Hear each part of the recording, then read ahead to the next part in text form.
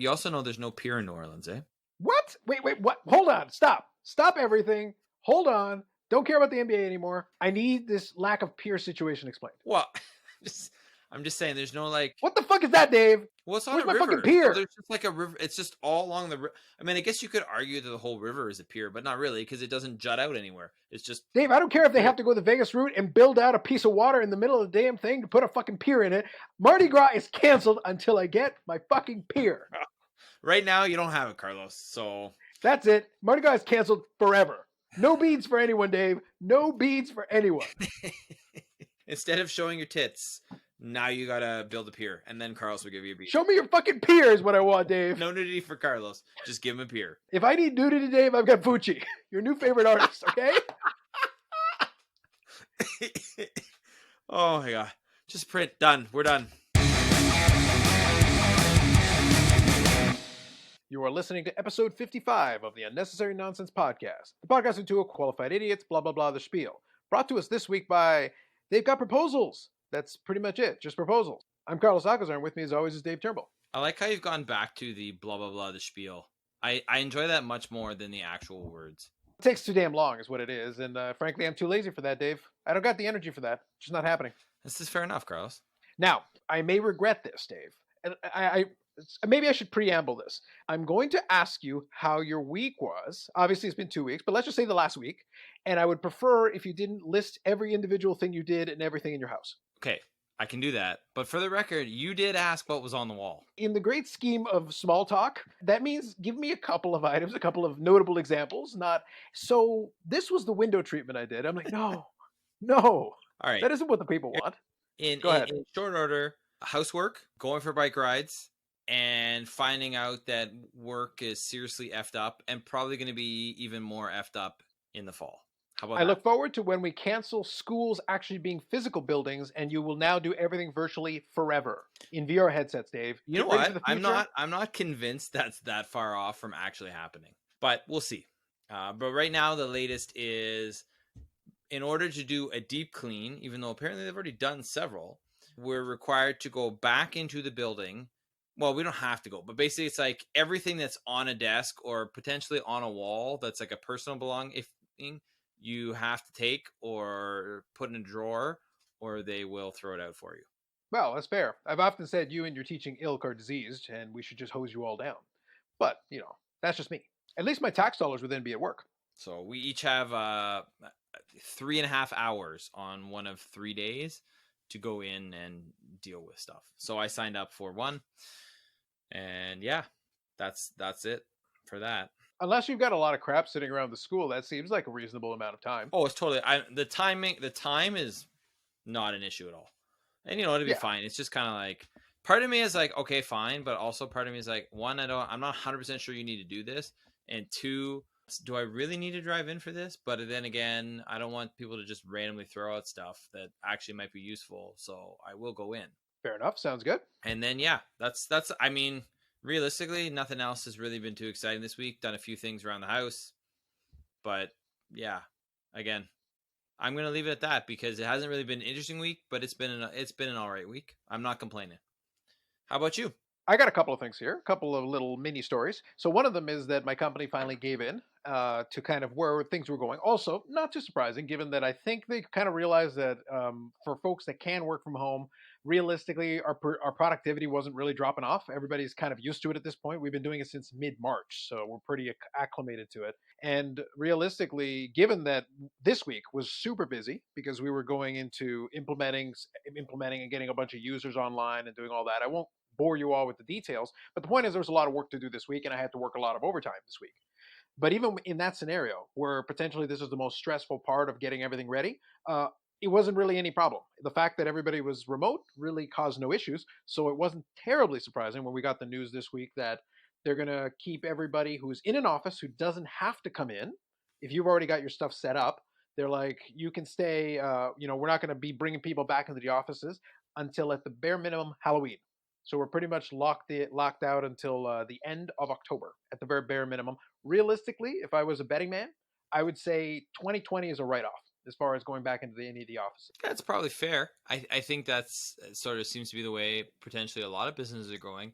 especially if they realize, as you said off air, that you know what, if they don't have to pay rent for, or to lease office space, they're probably going to find a way to get out of that.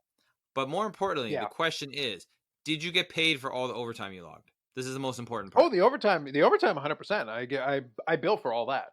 Good. The thing about being a contractor means you get to bill for the time. It's one of those deals that, as a full-time employee, I wouldn't get that. However, I will say the full-time employees did get one little perk that's still being worked out. The details are still being worked out, but the full-time employees do have one little perk, Dave, that I thought was very impressive. What is this? Well, given that they pretty much acknowledged that they're not going to be back in the office until October, obviously they're going to give people potentially some time to come into the office, at least supervised or in certain windows to get their stuff. But then the other part of it is like, well, if we're going to be home for a long time, the regular employees are going to get a little bit of an allowance, most likely. This is speculation on my part a little bit, although it's educated speculation, that most likely they'll get a little bit of a credit to be able to buy some office stuff for their home offices. Nice.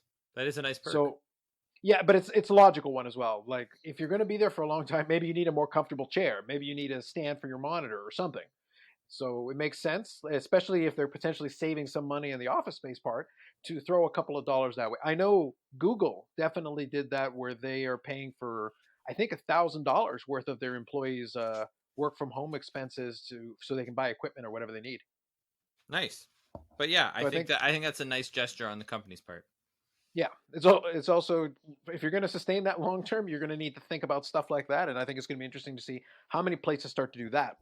Now, separate from that, the other thing that kind of happened this week that was a little bit interesting, obviously, other than being really busy, my refrigerator started to act up. Hashtag homeowner problems. Nice. And by nice, I mean not nice, but these things do happen. Yeah.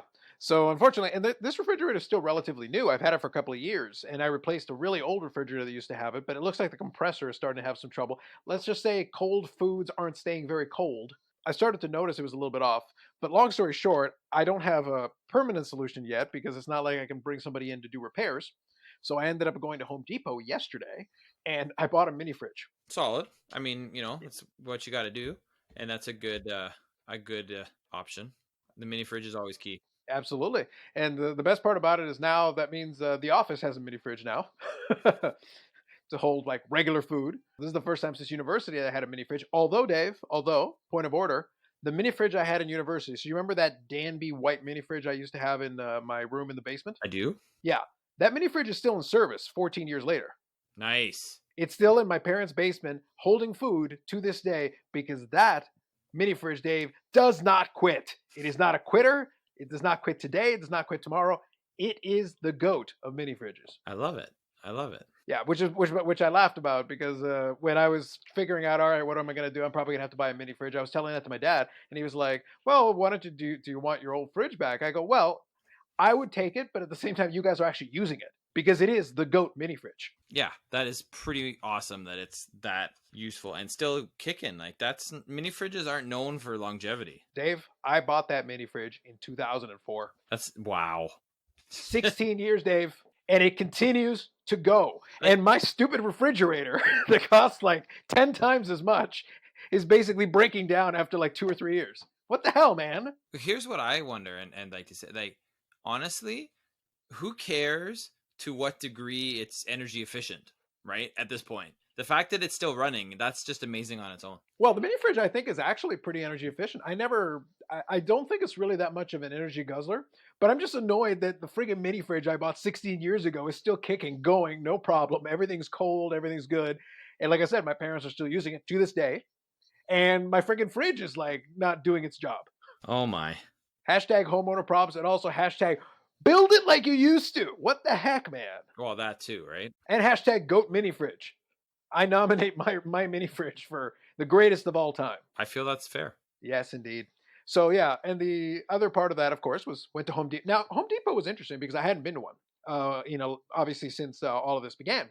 But so we kind of had to go in through the garden center. It was tough finding the little carts to do my thing because obviously I got to grab the mini fridge, and the mini fridge is only it's like 70 pounds. It's not super crazy, but obviously very awkward. So I needed to find the right kind of cart that I could hold stuff on it. And of course, everyone's just kind of keeping their distance, which is fine. But if you need some help, it's kind of screwed up. So in the end, I put the thing on there, got there. we were able to pay over where the garden center was, so it was closer to the car, which is fine. But then when I got home, I realized it was like one of those movies or sitcoms, Dave, where like everything pauses, and it's like, and this is where Carlos realizes he fucked up. How so, Carlos? Well, because like I said, it's 70 pounds, which isn't absurd, but it is awkward. And I realized that I hadn't brought a dolly or anything with me. And I'm like, oh, I'm gonna have to carry this stupid thing up the stairs, aren't I? Oh, this is gonna be not fun. So I carted that shit all the way up the stairs, carried it over to where the door was, carried it up those stairs, and of course my front door is the most. You've been in my house, the most awkwardly. Imagine trying to move a mini fridge in the box in that narrow space, and then get it up the stairs. Yeah, I'm not having fun with that, and I doubt you did either. Yeah, well, it was a good workout, is what it was, Dave. And by the time I was done, I was sweating, and I very rarely sweat at this stage, although it was warm, but it's not that warm.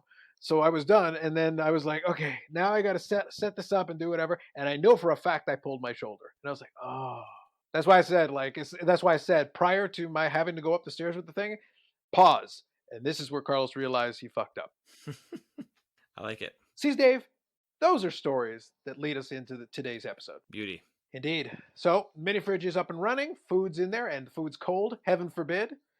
I obviously this one's in early days, but we'll see if it can hold up to goat fridge. That's a really high bar to stand by. I was gonna But say, I'm not holding my breath that it's gonna hold up to go fridge, but it's gonna be tough, man. I don't know. I don't know. In the meantime, though, it'll give me. It's good for temporary because at least it gives me something that I can reliably have cold food in while I figure out the situation with the other one. I don't know if it's going to be repairing it, replacing it, or what. Either way, I'm not liking the possibility of whatever that repair or replacement bill is going to be. yeah, no. Indeed. One more thing I'll mention as well, kind of playing into all that whole thing, is that I'm trying to figure out now. My next thing that's going to be funny is that I'm going to have to at least consider one more purchase because I too am probably going to have to upgrade some of my office setup. So I'm probably going to get a new office chair. So I'm kind of waiting on that, but it's probably going to happen sooner or later. Yeah, this is key. I'm waiting for mine currently to be delivered. Did you actually get a good one?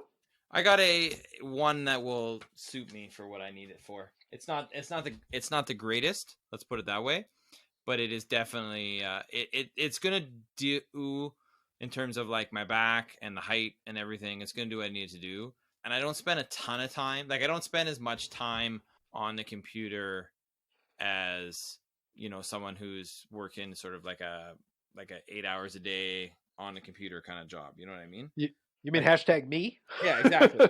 Right. Like I use the computer as much as I have to. You know what I mean? If I was in a situation where, and this could come back bite me in the ass depending on what happens in the fall, but if every student was engaged in doing their work, right, at this point, then I would absolutely probably be getting a different chair. But the fact that isn't, because students have been told your mark can't drop from March 13th. So whatever you had on March 13th is the lowest your mark can be. And if someone's like, hey, I had an 85, who the fuck cares? See ya.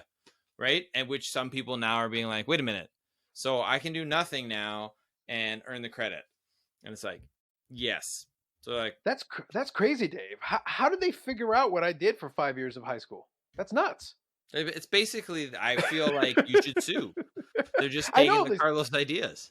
They stole my gimmick. 5 years of high school, and nothing I did there mattered. My grades were fine. I walked out with a damn degree. I went to university. I got on these lists. None of that shit means anything. Stole my gimmick is what they did. Yes, they did. Unacceptable. Just purely unacceptable. Yeah, well, you need to start trademarking things. I clearly do, obviously.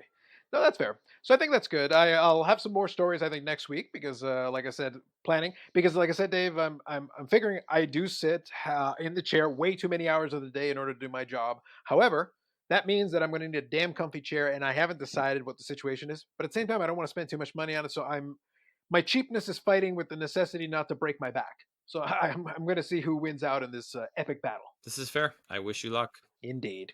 All right. So we've got a couple of things on the show. So I'll quickly review a little bit just to talk about. One of the things I'm going to talk about, and I gave Dave a little primer before we started going, but I want to talk to it a little bit more on the episode, is I'm going to talk about a thing called Topps Project 2020. So if you don't know what that is, I will explain. It is sports-ish, although There is some very interesting stuff related to it, and it does have a sports angle as well. Obviously, the current situation we're in is impacting this item, and I'll explain more momentarily in a couple of minutes. The other thing we'll talk about is the NHL has a proposal for how they would return to play and how play would resume and what their setup is. The NBA has their own a proposal of their own. The problem is that everybody's proposals, no definite timelines, although at least it gives us a structure that we can talk about and consider with what it might look like ish if things happen and things get going. The other thing we'll probably talk about a little bit is the MLB owners and players going back and forth, kind of a play off what we talked about last episode, where some of the players were expressing displeasure at being asked to take additional pay cuts in addition to being prorated. Not too much has changed on that regard, although there's obviously there's some bickering back and forth, and that's kind of what we have going on today, which may or may not impact how the Major League Baseball season happens, because obviously we're still kind of waiting to see what, if anything, could potentially happen to actually get games happening this year. And all that is kind of still in doubt, although it's funny because as many plans as are out there, nobody really has a definite timeline to get going, so we're still kind of in stasis. Yes, this is unfortunately true. So that's kind of your synopsis. To get started, let's talk a little bit about Topps Project 2020. So first, let me explain what that is, and then we'll have a little chat, because I let Dave have a little bit of a look, and he had to kind of avert his eyes. So I'll explain how this works out. So Topps, as some of you may or may not be aware, is basically a sports card company now. Originally, they were known as a confectionery company. I won't go into their whole history, but I will give you a little background. Originally, they were into confections, and they got into the trading card business early on, but at the same time, what they became known for predominantly was baseball cards. And where they became famous with that was with their 1952 Topps set, which is known famously and erroneously as the quote-unquote Mickey Mantle rookie card. It's not the rookie card. The rookie card was 1951, and it was a different company. However, the 1952 Topps Mickey Mantle is the most famous baseball card not named after Honus Wagner. So the point is, it became kind of the standard bearer of the hobby at the time, and it continues to be a famous card to this day. Bringing it into the present day, Topps has gotten into kind of the print-on-demand game as far as creating collectibles that are on a print-on-demand model. And the way they do this is that through the Topps.com website, they've created these different products that allow somebody to see, okay, this is the card we can potentially produce for you, and we're going to do this for 24, 48, 72 hours. We'll put a countdown timer on it, and you guys can order them at this flat rate, however many you want, and whatever number of orders we receive after the time is elapsed, that's how many cards we'll produce and send out to you. So it's been, semi-popular, I would say, in the sense that a lot of people do like to collect some of those cards, although it hasn't really exploded in any way up until this point. Enter Topps Project 2020, which is another one of these print-on-demand concepts they came up with. This time around, what they did is they decided to get together with 20 artists in different disciplines and say, okay, we're going to take 20 of our kind of, in some cases iconic, and in other cases kind of regular rookie cards and famous cards of different players, so 20 in total, and they gave these 20 cards to these 20 artists, not literally, but they gave the card designs to them so that they could say, okay, give us your take on this card, reimagine it in whatever way you see fit based on your style, and then present that back to us and we'll create the card. So in total, 20 artists, each taking their take on 20, iconic cards from Topps, and then creating in total a 400 card set. And what they would do, they would release these 2 at a time, and you could either buy one, or you could buy both, or you could buy groups of 5 or 10, whatever you wanted. And however many you order, that's how many they produce. So if not a lot of people are interested, then the print run's going to be really low. And if a lot of people are interested, then the print run's going to be really high. Now, one more piece of background I'll give you is that I can tell you that for the first early cards, the print runs were pretty low. Because obviously some people were interested. Some people liked the art. Some people were collecting the players. Some people wanted to collect the set. And if you bought at the time that you were doing it, so I'll use Canada as an example, we could buy the cards at $19.99. And for all the new cards that are online right now, that's still true. You can buy the card for $19.99. You can buy a pair for $35 of the 2 different ones that are available at a time, so that saves you a little bit of money. Or you could buy in greater bulk lots, and that would reduce the rate a little bit more and give you a bit of a discount. But the end result of all of this is that in the early part of it, some people were interested, some people maybe liked the art, some people would like the players, and the overall volumes were pretty low. But as time went on, the volumes started to slowly increase, and then, and this is speculation on my part, some of the quote-unquote investors realizing that, well, sports aren't on, there's not really a lot going on here. Maybe this is a potential investment avenue. So they started buying up some of these items and also starting to buy them on the secondary market. So the prices started going up. Remember, these were available for $20 directly from Topps for a 48-hour period where you could buy as many as you wanted. And as soon as the 48 hours ended, they would produce no more. So whatever was out there is whatever was out there. So as Topps started shipping some of this stuff out, some of it started to sell, including a 2011 Mike Trout created by an artist named Ermsey. Now, I gave Dave a link to the Ermsey card, and I'll include a link in the description of or in the show notes so that you can all take a look at it. So I want to do two things. Number one, I gave Dave an example of that, and I also gave him the image directly to Topps. Now, one thing I want to do here for all of you is I'm also going to give Dave an example of one of the ones that's sold in terms of price. We're going to get his reaction to that, but I'm also going to give him as well, just for contrast, I will give him an image of the card. And I'll include links to this stuff in the description for all of you so that you can follow along if you want. So give me 1 second here, and I'm going to grab this for you, Dave, and I'm going to give you now the link to a completed eBay auction for the card that we started off showing off here. All right, so this is for the Mike Trout one. This is for the Mike Trout. This is a completed auction for said card so you can get a sense of the price. Are you fucking kidding me? That is the reaction I was hoping for. What the hell? $2,499.99 US. Indeed. And there was some offline that some people paid potentially even more than that. Like, I mean, first of all, good on the seller. Like, whoever's, decided, hey, this, like, is there any part of this that says to you, Carl, you're like, damn, like, I wish I'd gotten in on this because I could be very rich right now? Sort of. Okay, so I'll finish this thread with this one first, and then I will answer that question because I do think there is a discussion to be had here. I struggle with this a little bit. On the one hand, yes. And on the other hand, the tricky part of this is a much longer conversation. The short version is that it's really hard to make that assessment because doing the Monday morning quarterbacking, well, if a lot of people realized it was going to be worth money, then it wouldn't be worth money because everybody would have thought the same thing at the same time. This is true. Part of the reason why the value works is because a lot of people didn't think it was worthwhile and they decided to stay away, and it kept the print run relatively low, although over 2,000 of them is still quite a bit. But obviously the demands currently still outstrips the supply, and there's going to be no more. So hopefully you got the link there, Dave. That's to the regular version of the card. So this is the original artwork, not artwork, but card, right?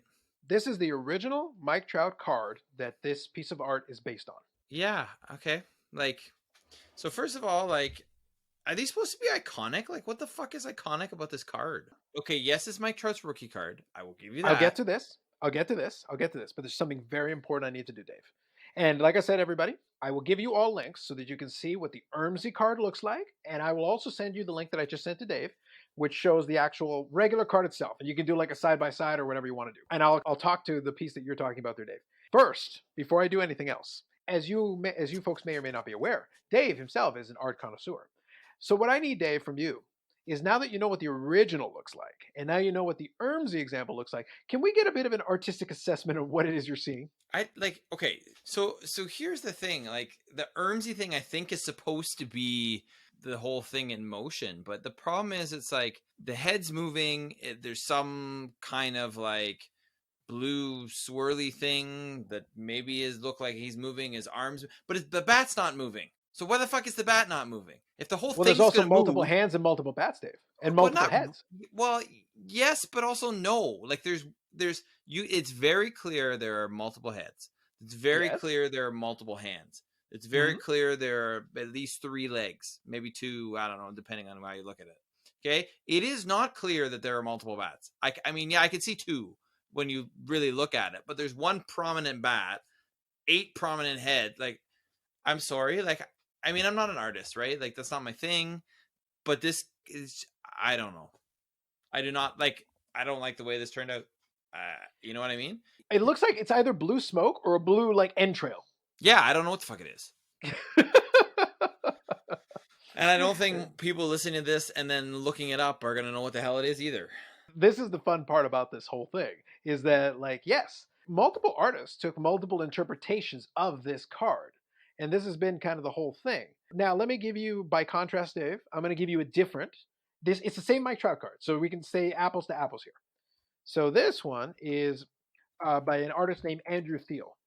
Same card. exactly the same card as the basis for this piece of art. Now, Right. take a look at this one by contrast. So you could have bought this one as well. All of the ones I'm going to show you Okay. were all available through the same So product. I don't see. I don't love it either, but I like it better than the other one. Yeah, this one's more like a traditional kind of piece of art. I haven't seen what the medium is. I'm not exactly sure. It's almost like a watercolor thing. It's kind of like another angle on it. It I'm not exactly sure what it's intended to be, but it's taking the same. At least it looks like the card it was originally designed after. Let's put it that way. That's fair. Now the whole thing, and what this is kind of one of the running jokes for me, is that art is subjective. It's my favorite phrase to throw in this situation. Art is subjective. It depends on what your taste is. It depends on what you like. It depends on what you enjoy. Because each artist takes a completely different angle on the exact same thing. Now I'm going to get away from the Mike Trout for a second, but I will explain why the Mike Trout is quote unquote iconic in a second, Dave. Now take a look at this one. This one's based off of a 1954 Topps Ted Williams. So this is an artist named Old Man Allen. So this is a Ted Williams card. All right. And again, everybody, this is the one time you're going to have to be interactive with us. You're going to have to use these links because it's going to be really hard to understand what we're talking about if you don't look at it. Why did I listen to this podcast? But if you follow along with the links, it's all good. Okay, so this one, I like it. I mean, again, are you going to show me the original one of this? I will show you the original. But it's very plain. I mean, this almost looks like it could have been the original card. That's kind of what I like about this one. This one here is actually I actually like it better than the original for myself. And the reason for that is actually that design-wise, it actually borrows a lot from sets of the time. It actually looks like a card that Bowman, the competitor to Topps, could have produced at the time with a similar concept. So this one is an original copy. It is a lower grade copy, but you'll be able to see the design elements anyway. This is the 1954 Topps Ted Williams that it's based off of. Okay, so yeah, basically it's the same card. I mean, the images are the same. He's just the artist has put. I'm assuming that's Fenway Park in the background. Yeah. So basically, what they did is he took the same headshot, and then in the background did more of a digital art piece with Ted Williams actually playing at the time, instead of what Topps did, where they had an action shot. What I like though is that now the space is filled as opposed to being filled up with a solid color. Yes, I would agree. And they kept the fact that there's no top border. That design element remains. It sticks from the original idea, the original concept. Yeah, I'm cool with that one. And the thing is, there's going to be a lot of different art forms that different people do it. But there's one more, Dave, that I got to do, and this is my personal favorite. And now I'm going to give you a piece of context. But before I do, I'm going to give you the link here in a second. But one important piece of context. So I'll explain. The whole iconic thing with the 2011 Mike Trout. It is his rookie card, and obviously Mike Trout is quote unquote the best player in the game, / the best Mike that plays for the Angels in reality. Yeah. But the reality is that Mike Trout card, the actual original Mike Trout card, has taken off in recent years. But up until the prices started to creep back a little bit on the Topps Project 2020 card, but there was a little stretch at the end of last week and the beginning of this week where the Mike Trout Project 2020 card actually exceeded the value of a PSA 10 graded version of the actual Mike Trout rookie. That's crazy. It was so good. It made me laugh so hard. I was like, you can buy the actual Mike Trout card for less than that one. All right. So here it is, Dave. I'm going to give you this one. This is a 1989 Topps Ken Griffey Jr. by an artist named Keith Shore. Okay. That reaction is perfect. It's like, it kind of looks like it's kind of like from a Nintendo video game. Indeed. Dave, look at the print run on the screen. That's how many they've made? That's how many they made during that 48-hour period. Some people have too much time and too much money. But Dave, read the number. 99,177. Nearly 100,000 copies of this art. Yeah, I did. Okay, so here's the thing. I like the idea. This Project 2020 thing is a cool idea. Yes. I'm not sure it worked out that way in practice, though. Well, here's the thing, though. From a Topps perspective, it totally did because Yes. For them, obviously, they're making a bunch of money on this, and people are buying, and that's great. It's so from a Topps perspective, absolutely. From the artists, by the way, real quick point of order, the artists also do get a cut of each card sold, which is good. So the more cards sell, the better it is for the artist, which is good for them. Yes. Especially in a time when they may not be working in a capacity that they would normally be working in. So, and it also raises their profile because if somebody really does like their piece of art, maybe they'll order a commission or something. Like, it's not a bad thing for the artists themselves. No, I think for all people, I love the idea. I love that the artists are getting paid. I love that they're having an opportunity. What I don't love is the actual artwork. It's one of those things, right? It's extremely polarizing. But I'm sure, obviously, either there's enough people who do like the artwork, or there's almost 100,000 people who are really, really stupid, being like, "Hey, I saw what happened to the Mike Trout card, and therefore I'm going to buy a bunch of this," not realizing that a bunch of other people probably saw what happened to the Mike Trout card, and that's not going to happen with the majority of the rest of the cards. That's right. This is a 1969 Topps Nolan Ryan by artist Andrew Thiel, who was one of the ones I mentioned earlier when I used for the Trout example. This is the 1969. Some of these ones, I might actually have these original cards. Maybe not. Well, not this 1969, but I have like that Griffey one. I may have. I'll tell you, I did look up a little bit the ones that are on now. The Frank Thomas one. Yep. I think I actually have that original card. Yeah, the 1990 Topps probably. Yeah, I don't mind this one. This one is like, again, I'm not sure I want it on a card too. I like maybe the medium is an issue too. But if this was like a piece of artwork, let's put it this way: if I was at the Baseball Hall of Fame Museum and this was on the wall, I might take a picture of it because I'm like, that's kind of cool. You know, like I don't want it as a card, but I like it as a piece of art. I like the actual 1969 Topps original card, and I don't mind Andrew Thiel's style. But this is the key, is that some artists have certain style and some artists have a different style. And a lot of it is going to depend on what you like as far as your style. Some of them stand out for some folks a little bit more than others. And there's a very clear differentiating line where some people are like really into a certain style and some of them are not so much into it. And that's where you do get a little bit of division because some of them are obviously going to stand out more so than others. But some of it genuinely makes me laugh. Like it really does. I find it hysterically funny. I do enjoy it in a certain way. And I'm not going to spend all day on this, but there's one more there that I'm going to get a kick out of it because I got to do it. All right, Dave, get ready. Prepare yourself mentally for Fucci. Oh, It's art, Dave. Show some culture. All right. You supposedly teach drama. That's artish. Come on, show some culture. This is Mike Trout by Fucci. Actually, I don't hate this one. It's a little more abstract, right? Yeah, but I don't hate it. Dave, could you describe some of the artistic elements you see? I see. I don't want to say this, Carlos. And you're gonna maybe say it. Now I want you to say it. But it's just like because I feel bad because I don't want to like. I'm not trying to like disparage Fucci or anything. This looks like I could draw this. Dave, I'm confident in saying you could draw this. Right? Like he doesn't have a face, and that's hard. Faces and hands, right, are the hardest thing. If you're sketching a human being, those are the hardest things to sketch. Are your face and your hands, right? Those are the hardest things to draw. The hands are wrapped around a bat, so that makes that a lot easier. But fair enough, it's baseball, so I'm not complaining there. And he doesn't have a face. So are you suggesting that the lack of a face is a critical element in this piece of art? Yeah, it's the first thing I saw. Well, then can you look at the last one I'm going to give you on the link there? This is Sandy Koufax by Fucci as well. Okay. Now, but again, that I do like that one, and I do like that piece of art. I'm down with it with this.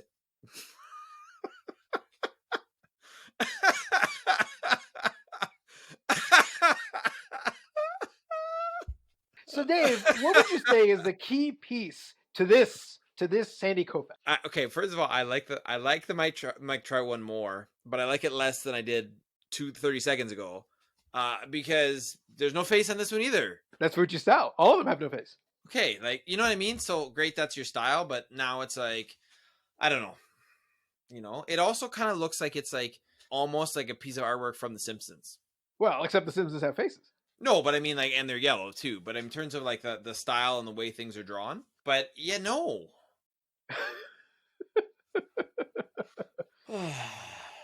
It's so good because I could literally go like there are 20 artists, Dave. I could literally go for like 20 more minutes just doing examples of this. Some of that are really interesting, some that I really like, and some that are questionable-ish, we'll say. Well, I'm just saying, okay. I mean, you should put it on and talk about it. I do like the Frank Thomas one, so you should probably put that. Which link. Frank Thomas one? Which Frank Thomas one? The one that's on there right now. So hold on a second. I will send you the link, Carlos. All right. And by the way, everybody, when you get the links that I'm going to give you, you can actually check. It's called the Project 2020 Archive, and you can see the ones that are already done. And not only can you see the card, you can see what the print run was, and you can see how many people ordered. You can get now. By the way, remember what I said earlier, everybody.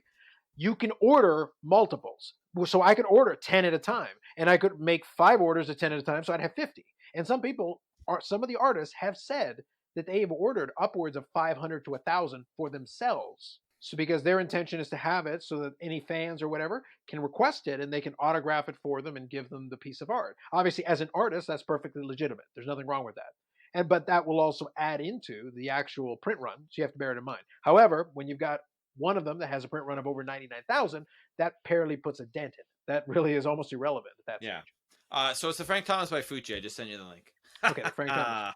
Another Fucci faceless one, but I do like this one. But again, I'm pretty sure I have that original card, so I like that card, and I like Frank Thomas, which Dave, helps. That one has 16 hours and 53 minutes remaining.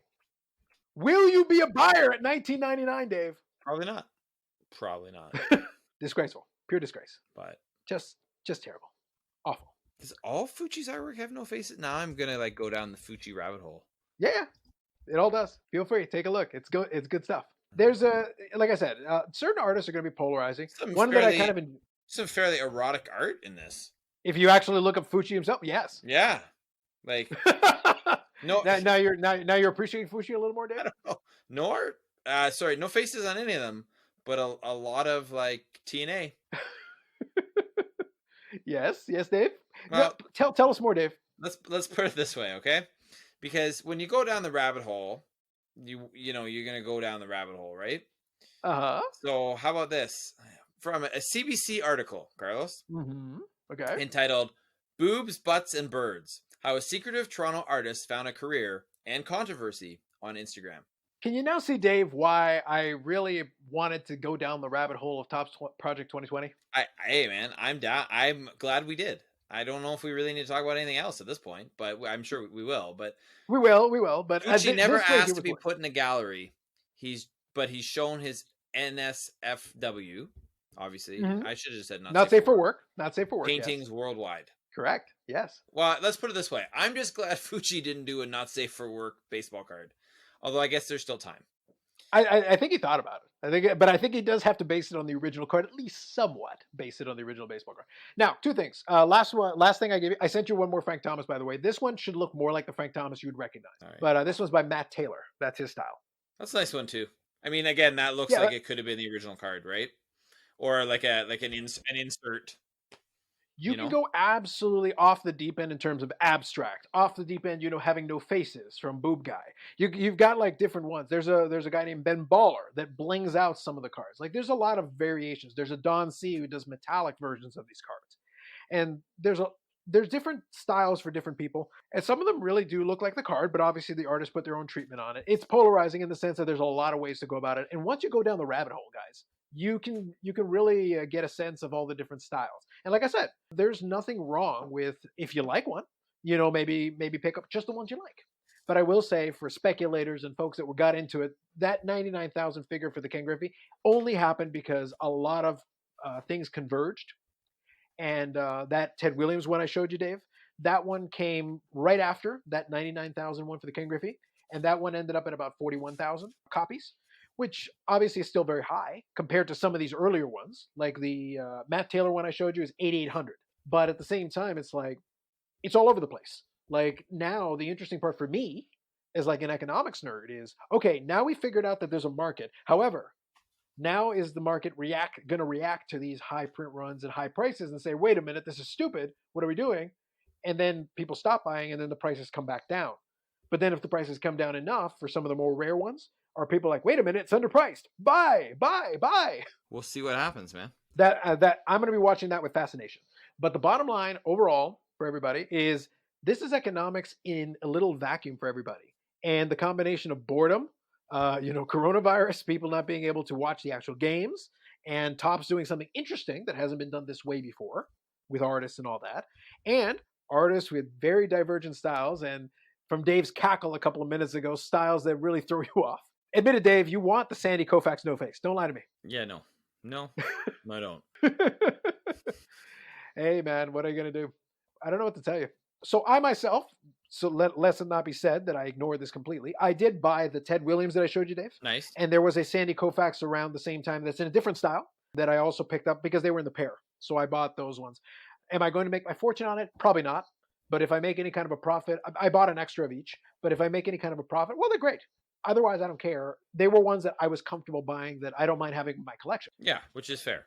And if you approach it at that style and you buy it directly from Topps, you can't go wrong because the worst is you're out $20. Yeah. Not a big deal. But if you go buy them from somebody for, say, $2,500, you're an idiot. Well, yes. And you're beyond my help. Also true. Indeed. But there you go, Dave. Now I took us down the Project 2020 rabbit hole, and now you can solely consider how you're going to collect the art of your new favorite artist, Fucci. I don't think you would. I don't think I would put that in your office, though. That might not go over well with the wife. Nah, probably. I don't know. But yeah, just Fucci, yeah. Dave. Fucci. No, thank you. No, thank you. This whole segment made me so happy. Oh, good. I'm glad. Because let's talk about something else. Little did you know where we'd end up when we started this one. Yeah, I did not think we were going to go there, but we did. We got there, everybody. We got there. All right, ladies and gentlemen, let's talk about some actual sportish stuff as well. By the way, Project 2020 is frankly more interesting than this, but fine, we'll do it. You want to do the NBA one first, and then I'll get to the NHL one right after? Sure. So here's the thing, right? So there's obviously with any league that's coming back, the regular season is not finished. So what are they going to do about that? Now, it's better, I would say, in soccer, in pretentious cross-country running. I know, give it its proper term, Dave. Because there aren't playoffs, right? They have tournaments in terms of like different cups that are, right? But it's in European soccer, it's you play the season and then the team that has the best record at the end of the season wins the championship. So that's a little easier to come back because you just play the games, right? And that's what's happening in Germany. They're playing more often than they would have otherwise. They're playing 2 games a week right now. Do they play to win the game, though, Dave? Do they play to win the game? And it's a little weird, to be honest, watching them play in an empty stadium. I think is weirder is how, though, at the beginning of the match, like before they actually start playing, everyone's wearing a mask. And it's like, okay, guys, time to play. And all the masks come off, which is weird. But that's what they're doing. So, that's not an issue.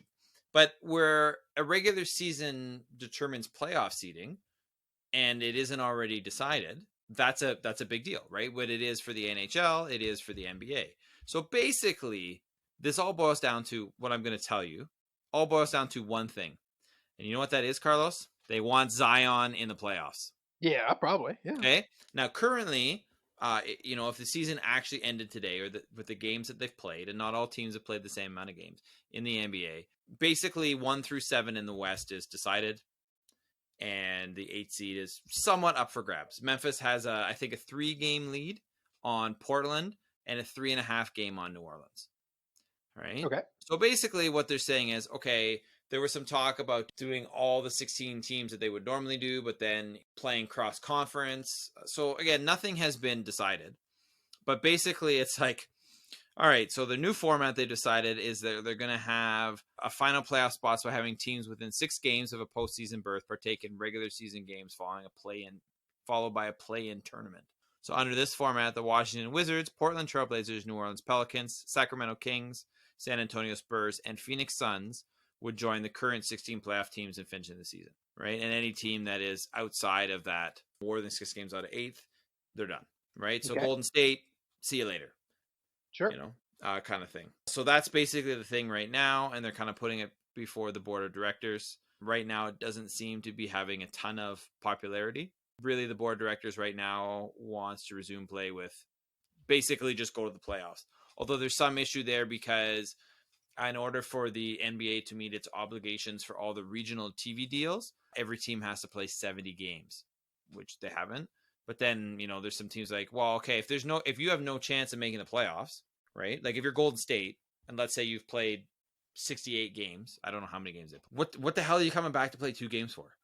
Well, that's the Damian Lillard argument, right? Right? Like, yeah, which it's stupid. But at the same time, if you're Portland, you want a chance to play that. I mean, the schedule, the way it had been designed, there were two games, like a home and away, that New Orleans and Memphis were going to play, which would not decide it, but would go a long way to deciding whether New Orleans is going to get that seed or not. It's tough because you want your teams to have a chance, and obviously the NBA wants to market its stars, and right now one of those people is Zion. Well, you can argue whether he should be or not because he's a rookie who's only played 19 games, but that's where they're at. There were 19 spectacular games, Dave. They were spectacular for the most part. Yes, and you know my love of all things New Orleans, Carlos. Yes, your irrational love of all things New Orleans. Yes, correct. But here's the thing. And future Golden Savior Jameis. You also know there's no pier in New Orleans, eh? What? Wait, what? Hold on. Stop. Stop everything. Hold on. Don't care about the NBA anymore. I need this lack of pier situation explained. Well, I'm just saying there's no like. What the fuck is that, Dave? Well, it's on Where's a my river. fucking pier? So there's just like a river. It's just all along the. I mean, I guess you could argue that the whole river is a pier, but not really because it doesn't jut out anywhere. It's just. Dave, I don't care if they have to go the Vegas route and build out a piece of water in the middle of the damn thing to put a fucking pier in it. Mardi Gras is canceled until I get my fucking pier. Right now, you don't have it, Carlos. So that's it. Mardi Gras is canceled forever. No beads for anyone, Dave. No beads for anyone. Instead of showing your tits, now you gotta build a pier, and then Carlos will give you a bead. Show me your fucking pier is what I want, Dave. No nudity for Carlos. Just give him a pier. If I need nudity, Dave, I've got Fucci, your new favorite artist, okay? Oh my god. Just print. Done. We're done. Podcast over. It all came full circle. I got Jameis, I got Piers, I got Fucci, and I got boobs all in one shot. Done. Next topic. Yeah, exactly. All right. Was there anything specifically about the proposal though, other than your favorite artist, Fucci? You know what? I think I don't know. I don't mind that. Like that. I mean, this will lead into the other. Like that's what the NHL has really proposed, which I think is probably going to be accepted. What they're doing in 24, right? Yeah, right. So I'll get into more details about that, but they're looking at 24 teams, and it's a little convoluted, so I'll explain when we get there. Yeah, yes. I mean, obviously there's some different ways, but if they did this, basically it's you're still going to have 1 through 16 or 1 through 8 for each conference be the teams in the playoffs, but they're just doing sort of this like little play-in tournament so that the teams that potentially could have made a playoff spot, however unlikely for some of them, still get that chance, which I don't actually mind. They're also looking at coming back. The target date right now is reportedly July 31st for the NBA to come back. So you know what? Honestly, I mean, I'm happy because the Raptors are in second in the East, and that's probably not going to change regardless of whether there are more games or not, regular season games. But I mean, the Raptors are going to be in a playoffs position. That's not a question. So they're going to get the chance to defend their title. So I'm cool with that. Yes, it would be nice to see Zion. So I'll take that too if it happens. But I'm not going to, cry at all if they're not in the playoff. Maybe a little bit. But it might also be confused tears with the fact they don't have a pier. So who knows? I'm more concerned about the fact, Dave, you, as an advocate for all things New Orleans, haven't immediately, and I mean promptly, been at the forefront of getting a fucking pier built in the place because, frankly, I refuse to acknowledge New Orleans as a place. It is now dead to me. It is like Muskoka. It is like Hamilton. It is like the CFL. It does not exist, Dave. Oh, Carlos. Unacceptable. Absolutely unacceptable. Had I known this is a serious bombshell, Dave. This is if you hadn't brought it up until right now, this would have been like this is a serious accusation. I got to get my people on the line with Jameis. He's got to reconsider and go to a real place. Huh? Just terrible. Yeah. You think with all Drew Brees has done for the community, he would have built him a fucking pier. He could have built it in the middle of the freaking Beale Street. Who cares? Just put a pier there. Yeah, that's true too. No more of this talk of this backwater New Orleans. One more thing. Was there anything specific in the proposal about what potential hub cities there would be, though? Because almost all these proposals... Oh, basically, Orlando. Everything's going through Orlando. Oh, that's the Mickey... That's the... So they're going to play at Disney Wild right? World of Sports. Because the original talk was that they were thinking of playing doing like Eastern Conference games in a city and then Western Conference games in a city. But obviously, if East had to play, like if they were just doing the playoffs and then they would figure out where the finals are going to get played. But if you're going to do regular season games too, that's not going to work. So it sounds like, and this is, I would say, one of the things that's pretty much going to happen is that they're going to do everything in Orlando. So if it all comes to pass, Dave, and it all happens on time and occurs, over/under on 15,000 appearances from the Mouse. Over. Yeah, I think you take the over. I think the pregame show, I think they all wear Mickey Mouse heads as part of the coverage is I think what they should do. Yeah, I'm cool with that. Yeah, that's the best way to do it. Anyway, so that's what the NBA is thinking of. That's where they're at. What do you think about the proposal that has come from the NHL with their 24-team playoff tournament where there's a bunch of buys? Yeah, I think it's interesting. Well, it is and it isn't. So let's talk about it this way. So the NHL proposal is they would be looking at potentially 2 hub cities. They've got it narrowed down to a short list. Some of it's complicated because they did include some Canadian cities, and I think that's a no-go. I think travel between countries would be really tricky. I think realistically they would probably pick 2 American cities, and it would probably be the best thing for them to do if they're going to try to pull this off. Trying to cross borders and doing all kinds of crazy stuff, it's like that'd be tough because you'd be isolated within that hub city area to get those teams in there. So it'd be looking at 24 teams. The top 4 of each conference get a bye-ish. It's like they'll basically play a round robin to establish their seeding. Like obviously they've got the seeding based on the regular season.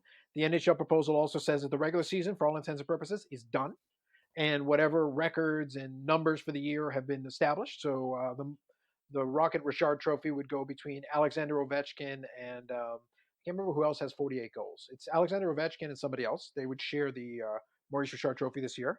Austin Matthews and Toronto would be one behind at 47. The scoring title would already be established. Basically, all the different awards would be that are based on statistics would already be established. Unfortunately, too bad for Ovechkin because this year he was pretty much going to get 50 goals, which would have been his 9th 50-goal season, which would have tied the record with Gretzky.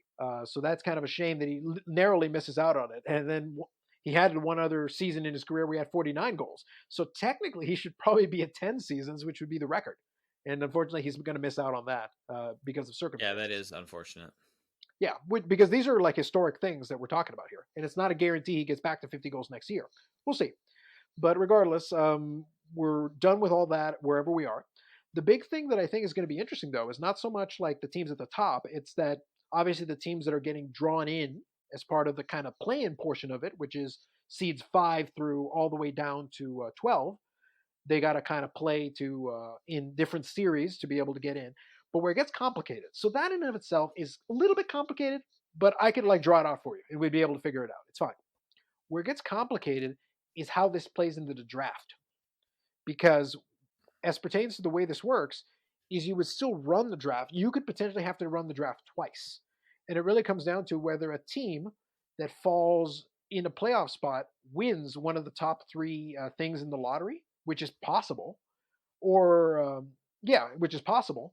And depending on what happens in that little playoff section, you could either roll with it if 3 of the really bad teams get the 1, 2, 3 spot, or if one of the quote unquote playoff teams gets one of those 1, 2, 3 spots, then potentially you'd have to rerun a second draft to figure that out later on. Yeah, like nobody wants to do that. I'm not doing it fully justice because there is a lot to it, and I will link an article in the show notes because it's too complicated kind of to explain here. But the long story short is that it could get very complex depending on what happens in that play-in round with those 8 teams underneath the top 4. Yeah. And then after you've finished that section, you would reseed them. The first, the play-in section would be a best of 5. And then I believe based on the proposal, then once you get into that, then you're down to 8 teams per conference, kind of a more traditional format. And then I guess you would be best of 7, like normal. And then you'd play it out till you have a Stanley Cup champion. And it would run you well into the summer. That's why picking your hub cities very carefully would be absolutely key. Yeah, and I'm surprised that Toronto is on the short list there. Well, I'm not because of capacity. Like, it doesn't make sense. And they got to throw them a bone and at least consider them. I don't think it's a realistic option because Ontario isn't ready. They're not really, they're trying to open stuff back up, but I wouldn't trust that, especially with the amount of personnel and people you have to try to house. Mind you, the hotels are empty. So if you put them in the downtown core and all the hotels are empty, you control the environment. You probably could, but how many American players and foreign players would be comfortable being locked down for the period of time of the playoffs in the city? Yeah, well, that's true too, right? And then there's the issue of, how do people have to quarantine? I mean, I know the U.S. has said now any foreign professional athlete coming into the country does not have to quarantine, which I think is dumb. Like, okay, if you're a professional athlete, it's fine, no matter where you're coming from.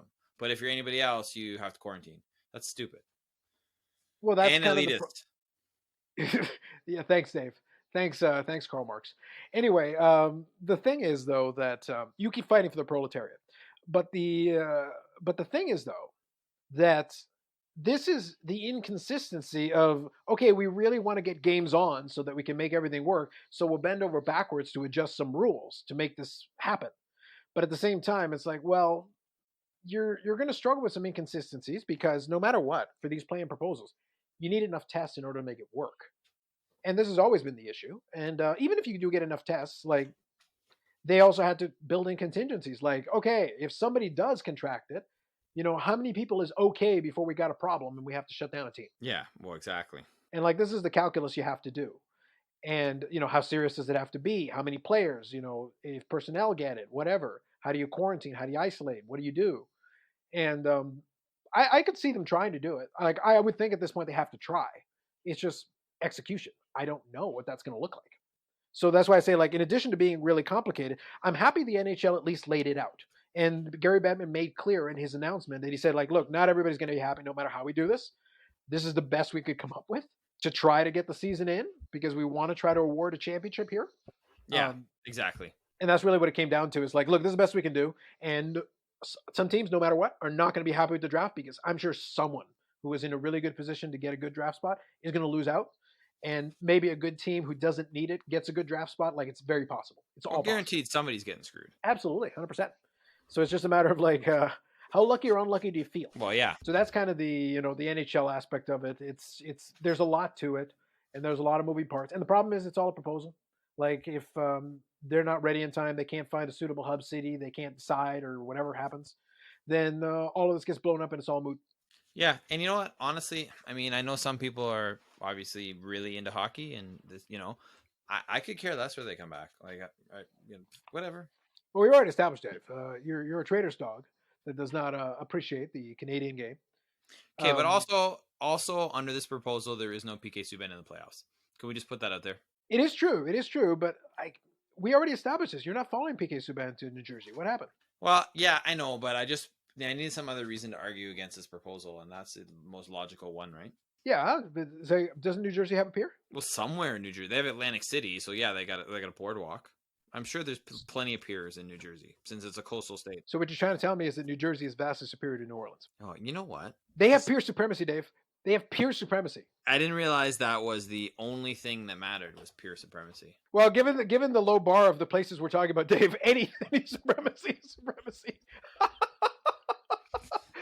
Give New Jersey this, Dave. Like, they got supremacy about something.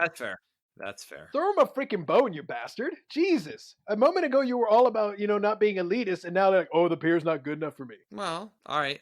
I'll just fine. Just saying, Dave, I just want some integrity here, some consistency, Dave, is all I want from you. That's all I want. I'm clearly being very consistent in giving elevation to places with piers. Yes, you are. Indeed. Any other thoughts on the NHL one? Like I said, it is simple and complicated at the same time. So there is a little bit of both to it. Yeah, no, not really. Like, I'm actually okay with it. I think it's probably better and fairer than if you just pick the teams that were in a playoff spot at the end of the year. Yeah, it's going to screw up the draft, but like I think anything's going to screw up the draft. You kind of just have to roll with that. Indeed. Now, I believe I had to look at the seating again. I haven't looked at it. I believe this proposal leaves Montreal with an outside shot at potentially making a couple of rounds and maybe even causing some problems. I think so, especially since the first round's supposed to be 5 games, right? Yeah, exactly. That's what I mean. Like, that first round is super dangerous. If you're outside of that top 4, you're like you're gambling right now, because if that proposal comes to pass, it's like, okay, you're playing an inferior team. You could play the number 12 team and get bounced if you lose 3 games. Yeah, which, I mean, it makes it more interesting. Yes. Right. So there's that, but there's a very dangerous element to that first round that does add a little bit of intrigue, I will say. And like I said, the potential ability to absolutely wreck the draft and mess with some people is really the salt would be real, Dave. Yes, it would. So I think that's good with that. Those are, like I said, we don't want to spend too much time on the return to play proposals, because again, they are proposals. There's not really a lot of there's still a lot of things that have to be figured out, and I kind of want to see it be more imminent.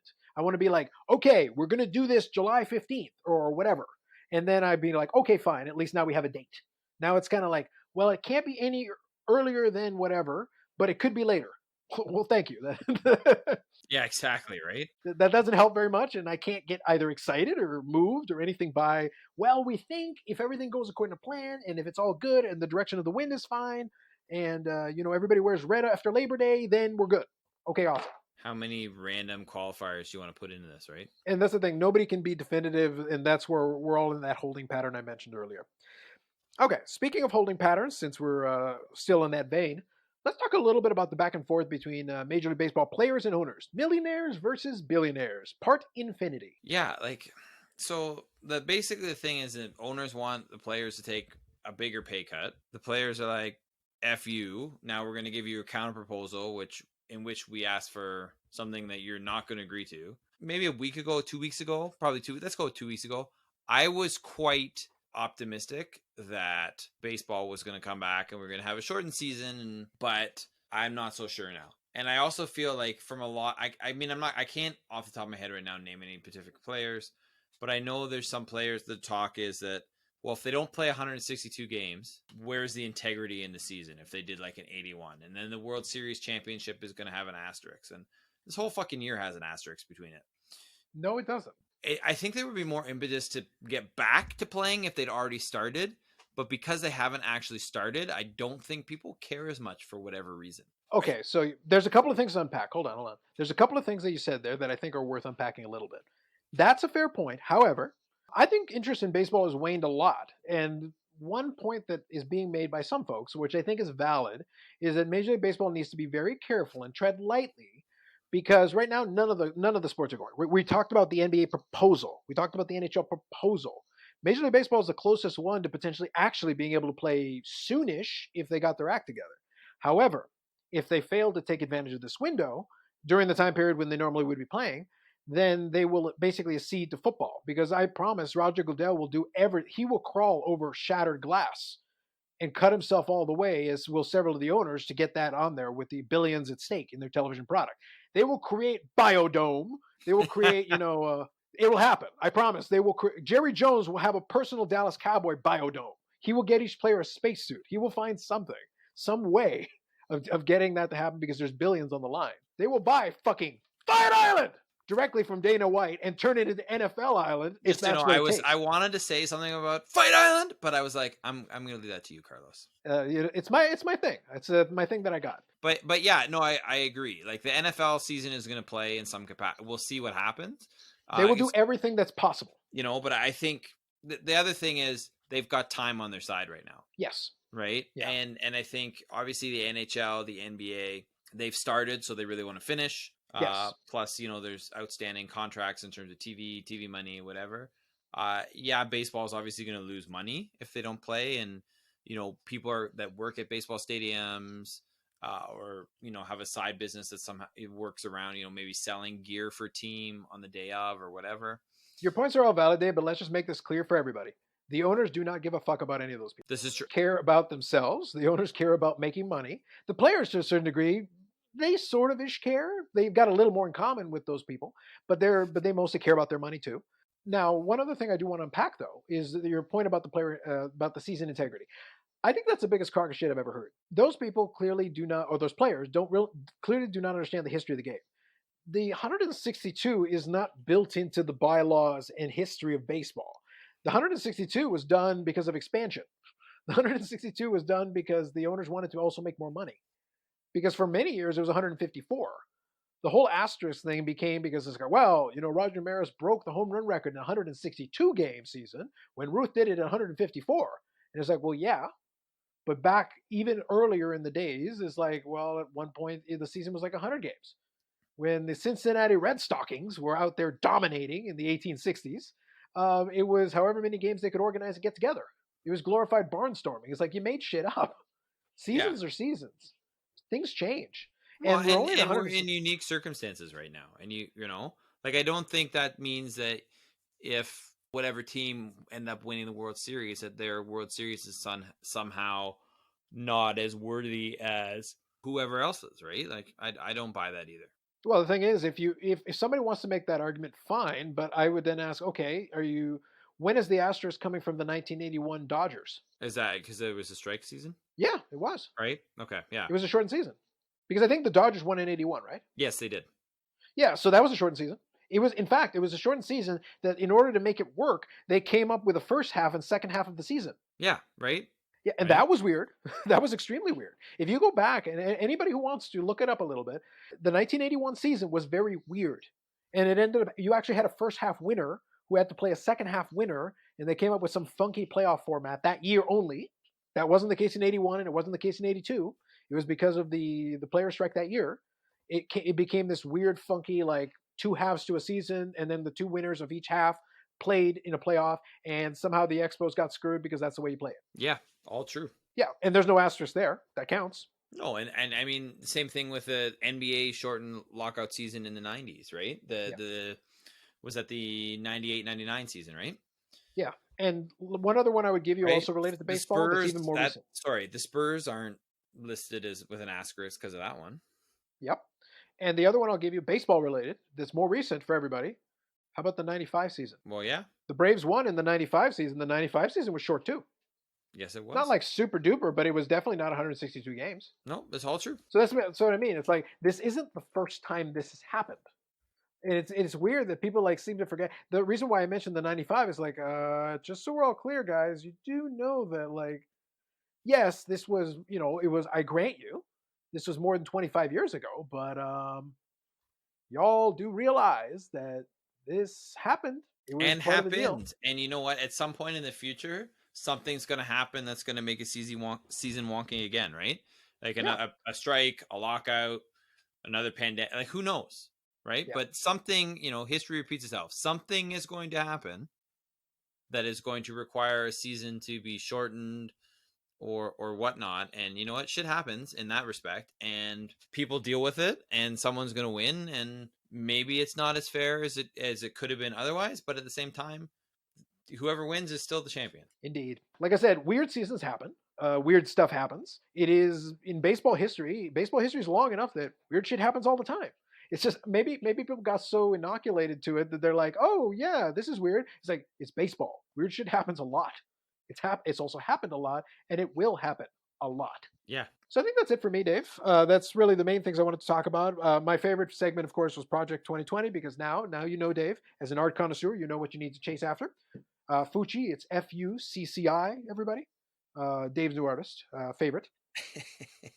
Get on it, people, while you still can. Hey, there's still time, Dave. I have you know that we're only on like card 95, and there's going to be 400 cards, Dave.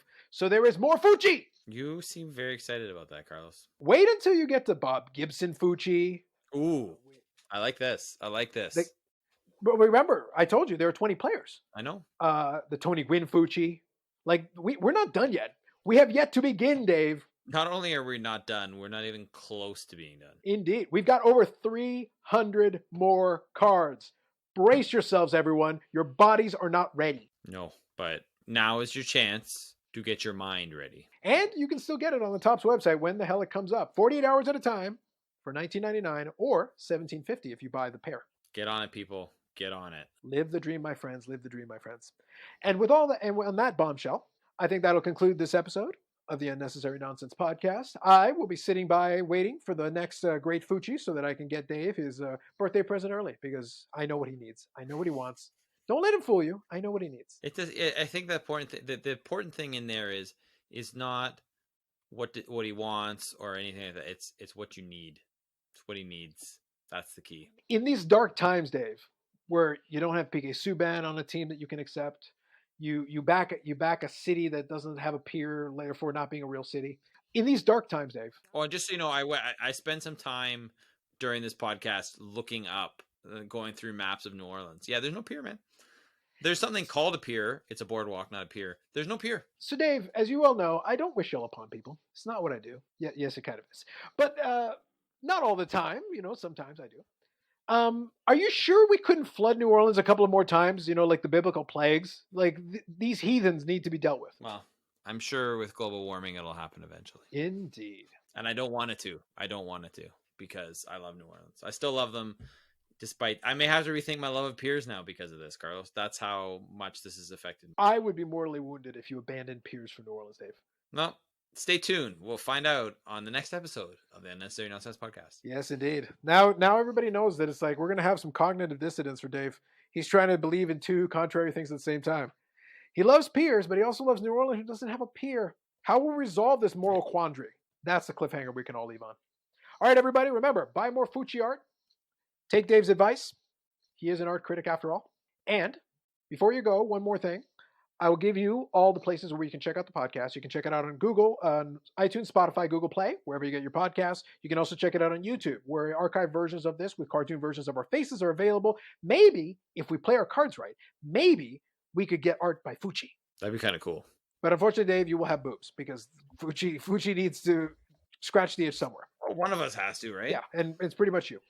But with all that said, I'll take a bullet for that. I'll take one for the team in this case, Carlos. so noble. It's the right thing to do. So noble. And that leaves us at the end of this episode. So thank you always for listening. We'll catch you on the next episode of the Unnecessary Nonsense Podcast.